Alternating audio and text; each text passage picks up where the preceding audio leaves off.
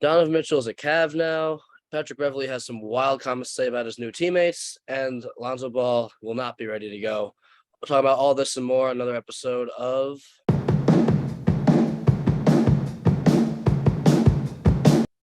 All right, so Donovan Mitchell got traded about 10 minutes after we recorded the last episode, and because of that, we decided not to post it so we could talk about it more today.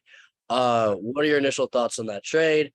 Does it work for the Cavs? Does it not work? Are they top 4 seed or what now? I think it works for both teams. I mean, Donovan Mitchell, well, yes, he's a small guard, and so is Darius Garland. They're two dynamic scorers. And then they're massive in the front court as well with 2 7-footers, Evan Mobley and Jared Allen. So I don't think defensively that's going to be too much of a problem. And offensively, the potential is just through the roof. I mean, Evan Mobley could be the best player on their team this season, and they have 2 other All-Stars, actually 3. So yeah, I like it. I'm a big fan of Darius Garland. I'm a big fan of Jared Allen, and I think Evan Mobley can be an all-star superstar in this league one day. I've never been high on Donovan Mitchell. I think he's an inefficient scorer. I also think he can't guard a traffic cone if you wanted to. And they're definitely going to run into problems with Garland and Mitchell as their 2 guards because teams like the Hawks and the Bulls and people that have good, explosive, dynamic guards will exploit them. I don't care who they have in the paint because if Zach LaVine can shoot 16-footers over Darius Garland out of Mitchell all night, he will. Right, but at the same time, you can look at it from the other side and be like, well, Trae Young can't guard Darius Garland. Lonzo, but let's think about the Bulls then. Caruso and Lonzo can guard Darius Garland out of Mitchell. So yes, there's certain teams where on the other side they suck at defense too, but in terms of their guard defense and being able to match up like size wise in the backcourt, they are lacking in that area. But of course, the 2 twin towers of Jared Allen and Evan Mobley kind of make up for that. But I still think they'll run into issues. I see them being a top 4 team or top 5 team, but I think just like Chicago, Miami, Philly, Atlanta, all these teams, their ceiling is a 3 or 4 seed and their floor is a play-in game. It's just because the East is so stacked now this year. Right. Yeah, we really don't know what's going to happen. I say, look, from a Bulls perspective, we just got news that Lonzo Ball isn't going to be ready for training camp or the start of the regular season. So, I mean, I don't even know where that puts us. That's like 8 or 9 max, right? Because now, Atlanta's that 7-8 team that we see ourselves on par with, and if we don't have Lonzo Ball, we're not better than them. Yeah, and I'm hoping that it's just like he's out for the first couple of weeks, but this is why we got Goran Dragic now, just so he can play and fill that role. I don't think Ayo will start. I don't think Caruso will start. I think Goran Dragic will start the season if he plays well in preseason and training camp because he's more experienced guard. He's a bit of a better shooter than both Caruso and Ayo. I think he just does a little bit more for the starters. I think Caruso will still finish games for us. I agree. For the beginning of the season, I see Dragic starting for us, and now it's really P. Will's time to shine. If there's no Patrick Williams leap this year, then we're a 7 or 8 seed, even with Lonzo. If there is a bit of a leap, we're probably a 5 seed. Yeah, it does come down to Patrick Williams at the end of the day, regardless of whether Lonzo's healthy or not. But yeah, I think Goran Dragic will start the season. He's been playing some good ball overseas. From what I've seen, he looks in shape, so that's good. But yeah, right when he signed, he said he was going to get about 25, 30 minutes a night. And I was like, damn, where are you going to find those minutes? And it's because I'm pretty sure the Bulls knew the whole time that Lonzo was not ready, and they're just trying to keep downplaying this injury for us. But I think it was reported the day before we heard he's not going to be back, that he is progressing and he looks good. Right. And then we get this news, which is really just annoying. And we have no idea what this injury is. This thing has been bothering him since January. He's had surgery. He's been rehabbing for months now, and there really hasn't been clear improvement for the fans. Yeah, and I'm interested to know how much New Orleans knew about this, if this was a thing on their radar, because they gave him up for nothing. And while we were wow, we're getting this great point guard for a second-round pick in Thomas Satoransky. We only have to pay him $20 million a year. Yeah, how are we doing this? And it's because now that $20 million a year is hurting a lot because he's not healthy. Yeah, and I don't think they knew about this injury in particular, but I think they knew he just would have injury problems continuously, and they were going in a different direction. The Pelicans now are set up to be a top 5 or 6 seed in the Western Conference if Zion plays well and is healthy. Yeah. But I don't know. I think he'll still be back in the first month. If he is out after, if he's not back after a month, then I'm very concerned. He may never play again. I'm with that as well. We've heard nothing but bad news since it's either nothing or bad news since he went down.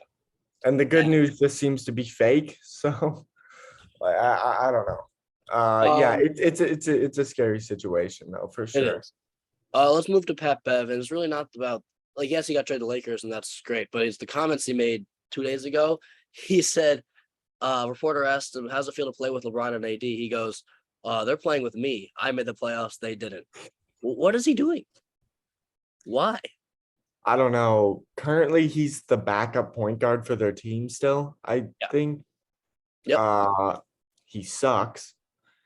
He's really not good. He's not good at basketball. He is very good at annoying people, but he's not good. And his ego is so annoying. The Timberwolves didn't make the playoffs last year because of Patrick Beverley. Now, he was a part of that, no doubt. I'm sure he was a great role player. Did he start? Yeah, he did. He was a great role player. He is a very good role player, but he is. Excuse him being good at basketball. Right. You're not. LeBron James isn't playing with you, Patrick Beverley. No, you should be honored to play with him.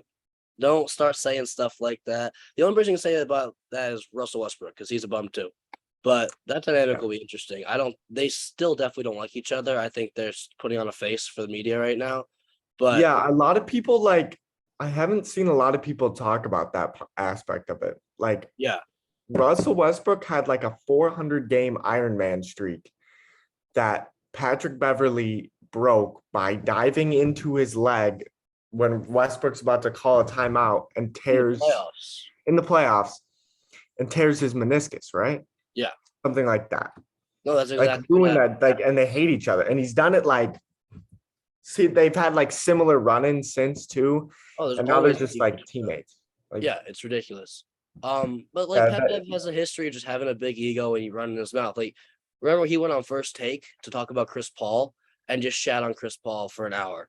He said that no one prepares for Chris Paul. Chris Paul's not that good. He just gets a bunch of foul calls. And I'm not a huge Chris Paul guy. I think that he is a little overrated. But the way Pat Bev was talking about him was that he's just an average Joe who's playing pickup ball. I mean, he's a top 10 point guard of all time. Patrick Beverley is a career backup. Yeah. He's not even a starting point guard. Patrick Beverley, if he wasn't a gritty, he's not even that good at defense. Let's not confuse that he's a great defender. John Morant hooked him. John Morant hooked him. Yeah.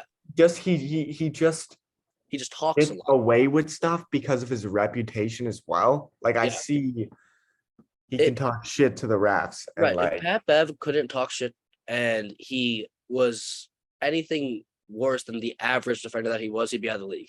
Because he has no offensive game. He just causes problems on the court. He has beef with all his teammates or half the people in the league.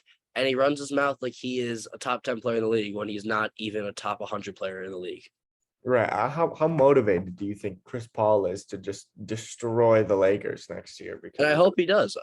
I hope that Chris Paul goes out and gives 40 to Patrick Beverley. Yeah, I don't know if that's happening, but if Patrick Beverley's guarding him, anything can happen. Remember with the Clippers series, Pat Bev went and just pushed Chris Paul in the back.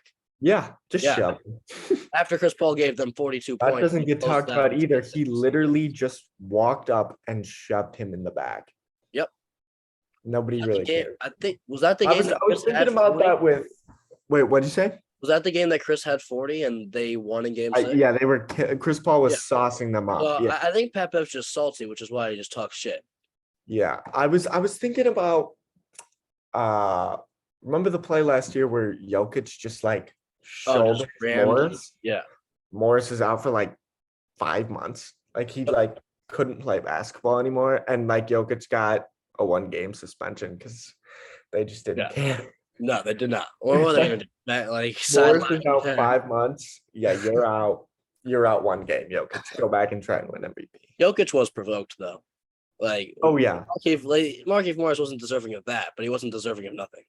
right, no doubt. But yeah, that's a 7 foot massive Serbian shoulder going into you. Well, speaking of Jokic, I guess we can end with this. Have you been keeping up with like the Euro basketball like World Cup thing right now? I have a Like little bit. I heard Luka went off. Luka, Giannis, and Jokic have been going crazy. Dragic is doing well. Gobert is playing well over there.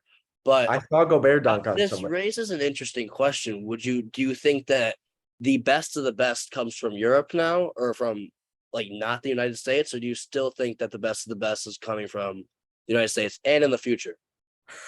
Because you got to look at the top players in the league right now. Jokic, Giannis, and Luka are 3 of the top 6 players in the league, and they're all not from America. Right. So there's definitely more, like the majority of great NBA players that were still Americans. Yes, I agree. But like the top players in the league now, like are coming from not just the States. Yeah, you could make an argument that makes sense that the top 4 players in the league are not from the US. Yeah, you can make an argument for that, for sure. In Embiid, Jokic, Luka. Giannis. Yeah.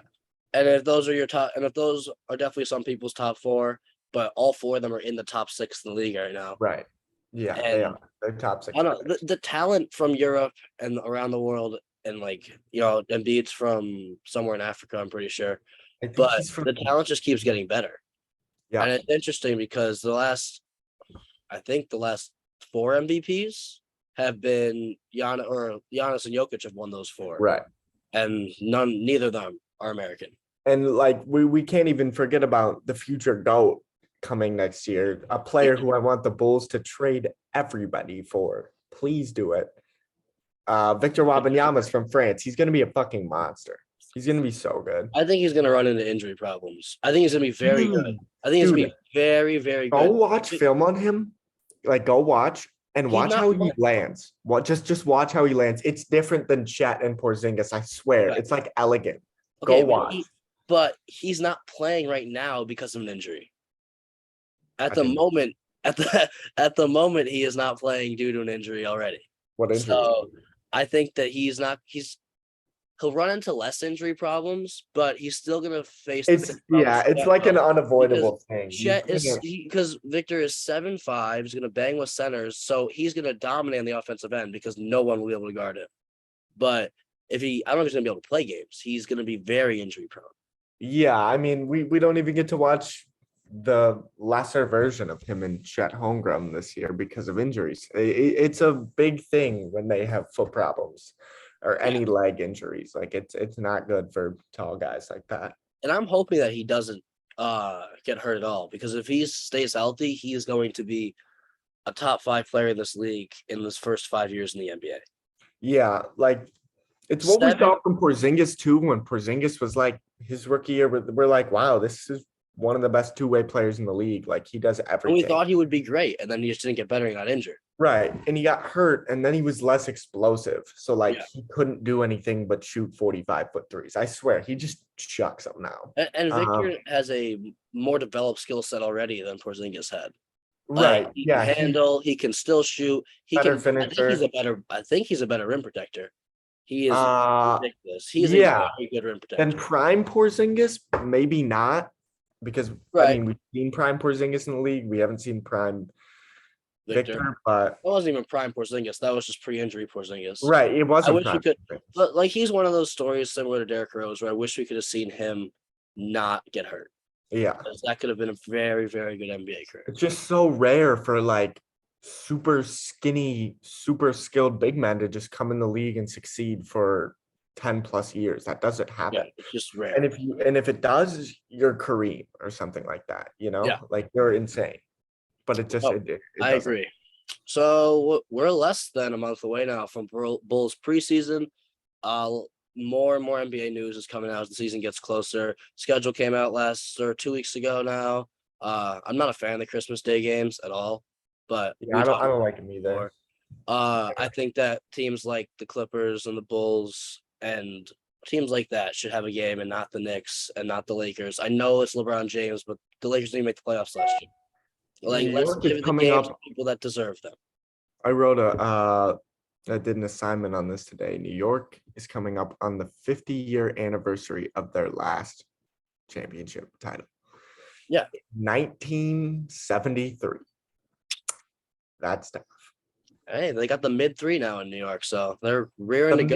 mid-3, and wait, in Jalen Brunson, RJ Barrett, and Julius Randle. Yeah, the greatest trio to ever wear New York's Knicks And uniform. you forgot about Evan Fournier. Oh, excuse me. Yeah, it's paying $17 million a year. I cannot believe the Celtics offloaded that contract, or not offloaded it, but just someone else gave him that type of money. Yeah, the Celtics had like an insane trade exception that last year, so they could like go out and get somebody like who was good. I think they still have it, or no, it may have gone away this summer. They used it on Fournier, and he was right. And then unreal. moved him. Yeah. Well, that's gonna be it for today's episode. More and more stuff's gonna come out. We're gonna be uploading probably more frequently as more news comes out. But as always, thank you guys for tuning in. We'll see you guys next time.